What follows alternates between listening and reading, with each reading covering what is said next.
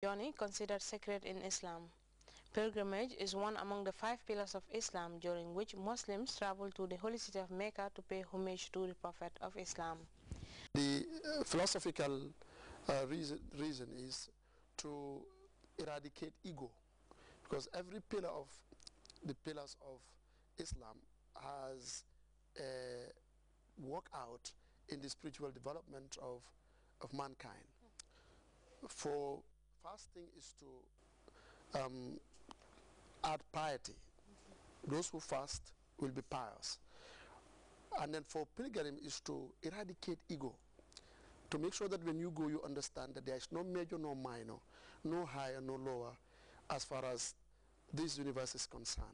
And each and every one of us becomes a peace-making and peace-loving individual, and see yourself within a unit of diversity, within a diversity of individuals who are all aiming at realization of the divine goal. This annual journey, which takes place every year, is witnessed by millions the world over, who all meet at this strategic point to perform the last pillar of Islam.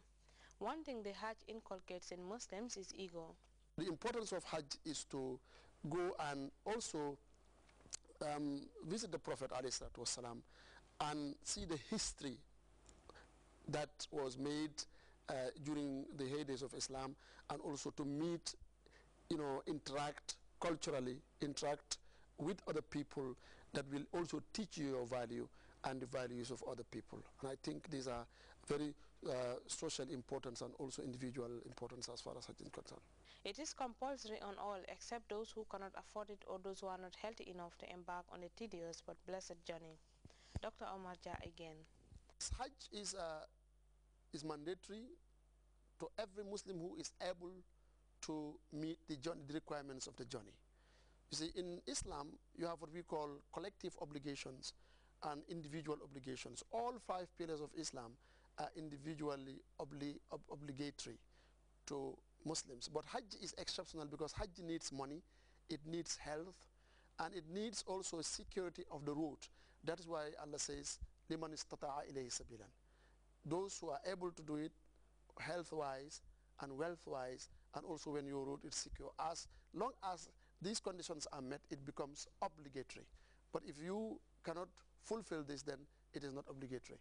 As Gambian pilgrims prepare to leave the shores of the country to pay homage to the Prophet of Islam, they have so far completed all the necessary obligations that will enable them to embark on the journey, which according to scholars cleanses the soul from sin. If you perform Hajj really, when the requirements of the fulfillment of those requirements are met, then you are another person. You are a different person. That is why it's saying liman istata'a, those who are able. Liman istata'a includes not only money and wealth, but it includes meeting the requirements of fulfilling also the requirements of other pillars of Islam, like testimony, like also meeting the requirements of prayer, like the requirements of fasting, and then like the requirements of zakah. When you do that together now, you come to crown it with Hajj. You come back like you are born again. That's why in a hadith, the Prophet ﷺ said, Man hajja falam yarfuth walam yafsuq raja'a kayawmi waladatu ummu. Whosoever perform Hajj and abstain from committing rafath, meaning engaging with women, and also abstain from committing fisq, transgression, and also from committing argumentative, hollow and useless argumentation. He said you go back as clean, as pure as when you came back just from your mother's womb, sinless. The pilgrimage to Mecca is meant to clean the souls and sins of the pilgrims. Therefore, when one returns from this journey, you have fulfilled the last but not the least pillar of Islam. For Grts News, I am Estamani. The 2012-2016 Fisheries Action Plan was the subject of the National Sensitization Forum summoned by the Fisheries Department in collaboration with the Enhanced Integrated Framework under the Ministry of Trade, Regional Integration and Employment. The 4-year strategic paper is designed to address issues pertinent to the sustainable use of the country's fisheries resources. Samuel Barr picks up the rest of that story. The Fisheries Strategic Action Plan 2012 to 2016 is designed to address the issue of sustainable use of the country's fisheries resources. It is against this backdrop that officials embarked on a nationwide tour to sensitize stakeholders in the fisheries subsector to prioritize activities of the fisheries development blueprint. It's an important workshop because when we talk of farming, some people think of the land alone. But fishing also is part of farming, in which our president is encouraging everybody to go back to the land. To me, the sea is even richer than the land, and then the land is richer than the offices that we are working. Deputy Mayor Singhul also urged participants to make best use of the opportunity and to share knowledge gained from the forum. Modu Kani and Usman Mas Job of the Fisheries Department said the sensitization tour, which targeted governors, chiefs and fishfolk in the country, has been successfully deliberated for the benefit of sustainable development in the fisheries sector. Integrated fisheries management through application of the broader principles of ecosystem-based management through the application of ecologically sustainable development, which should be promoted.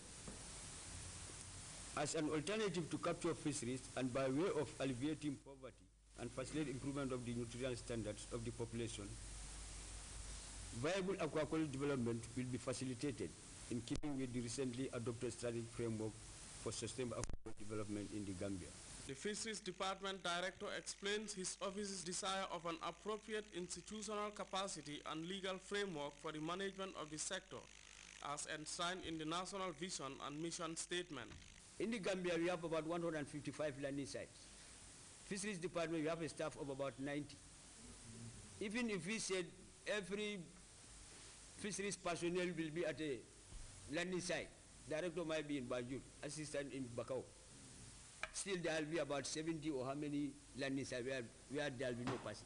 So that's why we want the collaboration of the local authorities, the police, the alcalos, everybody to participate in the management of the resources. That's why even at every international level, they have seen that conventional management have almost failed. That's why they are trying to have this co-management approach. This sensitization forum is the latest step taken by the fisheries sector in collaboration with the Ministry of Trade, Regional Integration and Employment to increase participation of Gambians in the lucrative fisheries sector. Samuel Ba, GRTS.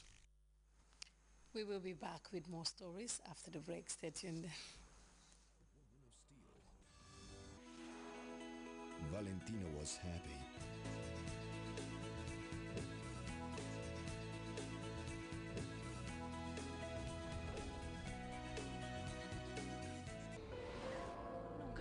Until her heart was torn by betrayal.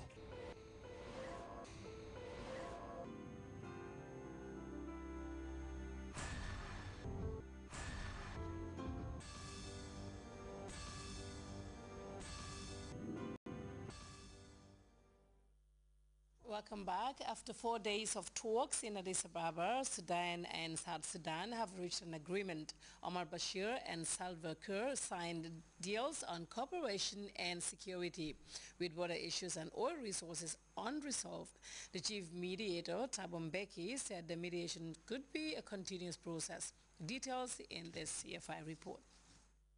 Later today, after 4 days of talks in Ethiopia's capital Addis Ababa, Sudan and South Sudan signed agreements on Thursday. South Sudan's President Salva Kiir and his Sudanese counterpart Omar al-Bashir signed 3 deals on cooperation, security and post-secession agreements. However, there remains the thorny issues of the sovereignty of the oil-rich Abyei area and the country's precise borders. So the two countries will need to negotiate further in the future. But for Chief Mediator Thabo Mbeki, this issue should soon be resolved. So they will engage. They will continue to negotiate this matter, and we don't believe that, as I was saying, that it shouldn't be difficult to solve this particular matter. For local residents, the news is a relief. The agreements will enable oil production in South Sudan to resume.